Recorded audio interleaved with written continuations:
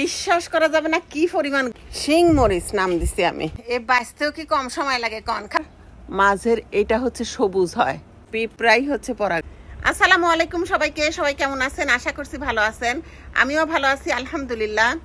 তো আমার শখের ছোট্ট বাগানে আমি সব সবজি একটু একটু করে লাগাইছি। সব রকম শাক সবজি, দেশি সবজি যেগুলো সেগুলো সব একটু একটু করে লাগাইছি। আজকে তুলবো হচ্ছে কলমি শাক।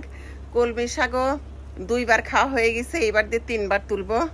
বাগানে না প্রচুর মশা হয়ে যায়। এই যে লাউ গাছ, তারপর ওই যে মাছ দেওয়া গাছের জন্য প্রচুর মশা হয়ে যায়। তো করলা গাছে মাশাআল্লাহ এত পরিমাণ করলার ফুল আসছে, মানে দেখেই শান্তি। কি সুন্দর ছোট্ট ছোট্ট হলুদ ফুলগুলা, তাই না? দেখেই শান্তি। তা আজকে কলমি শাক তুলে ভাজবো, কিছু লায়ের পাতাও তুলবো। আপনাদের ভাইয়া খালি বারবার করছে লায়ের পাতা দিয়ে, আলু দিয়ে, চিংড়ি মাছ দিয়ে সব কিছু দিয়ে মাখায় রান্না করো। কয়েকদিন রান্না করে খাওয়াইছি, আজকে আবার তুলবো। কি সুন্দর দেখা যায় সবুজের মধ্যে হলুদ, সেই রকম সুন্দর।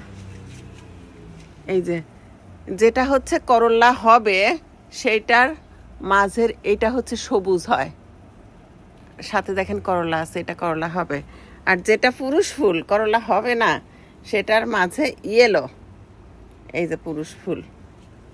এই দেখেন পিঁপড়াই হচ্ছে পরাগায়ন করে দেয়। কি সুন্দর, কি সুন্দর। এই দেখেন করলা, প্রতিদিনই করলা তুলতেছি। উস্তেও হয়েছে, উস্তের স্বাদ অন্যরকম, মানে ছোট ছোট যেগুলা এই যে, আর বড় বড় করলার স্বাদ অন্যরকম। এই যে উস্তে অনেক হয়েছে, কি সুন্দর। এই মরিচগুলোর খুব একটা ঝাল নাই, কিন্তু তরকারি নামানোর আগ দিয়ে কিংবা ভাজি টাজি ভর্তা টর্তা দিলে সেই রকম লাগে।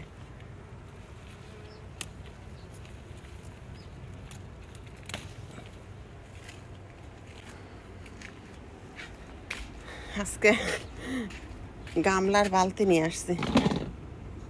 কি সুন্দর দেখেন, দেখেই শান্তি। এই যে নিচের সব ডালপালাগুলা এগুলা সব সাইডে সাইডে দিবেন, বেশি ফলনের যদি আশা করেন।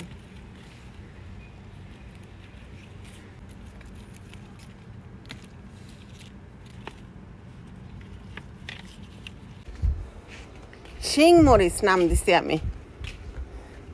আসলে মরিচের নাম কি জানি না, বাট নাম দিছি শিং মরিচ। যাই হোক, মরিচ তোলা এখন বন্ধ, আগে যেটা তুলতে আসছি সেটাই তুলি। এই যে কলমি শাকগুলা কিন্তু আমি লাগাইছি হচ্ছে গ্রিন হাউসের ভিতরে। গ্রিন হাউসের ভিতরে যে মাটি আছে ওর ভিতরে লাগাই দিছি। বিসমিল্লাহ। এই শাক হচ্ছে পুরাপুরি টাইনে তুলবো না, এইভাবে ডগা থেকে কাটে তুললে আবার হবে। এই যে কলমি শাক, বাংলাদেশে কিন্তু এই শাক পানিতে, মাঠে, জঙ্গলে সব এমনি হয়। তা আমি এইভাবে ভেঙে ভেঙে তুলে আবার হবে। এর মধ্যে কিছু ডাঁটার শাকও হয়েছে, কলমির শাক, ডাঁটার শাক এমনি হয়েছে, আর কলমির শাকের বীজ লাগাইছিলাম। এই যে কয়েকদিন ধরেই ভাবতেছি তুলবো তুলবো, সময় করে উঠতে পারতেছি না।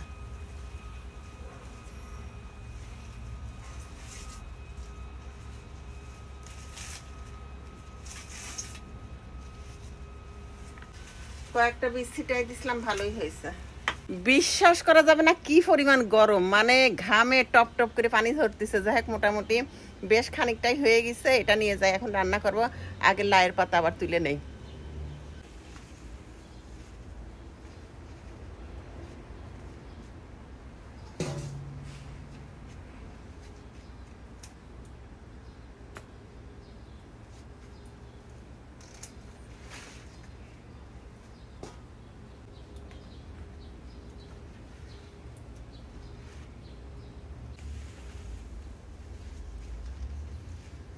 তুলতে আসি এক জিনিস, কিন্তু তোলা হয়ে যায় অনেক কিছু। এই যে মিষ্টি কুমড়ার ফুল দিয়েও দেখি যে বাগান ভর্তি।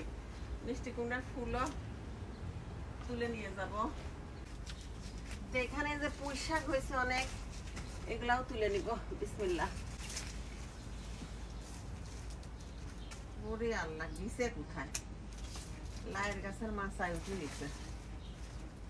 লাল ডগার পুঁই শাক, খুবই মজা এই পুঁই শাকগুলা।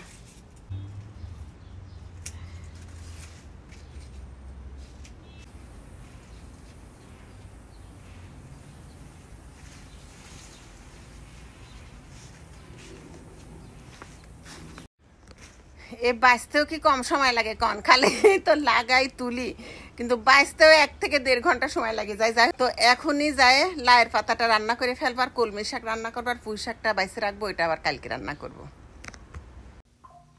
তো ভালো থাকেন সবাই, ভিডিওটা আজকের মতো এখানে রেখে দিচ্ছি। আল্লাহ হাফেজ, আসসালামু আলাইকুম।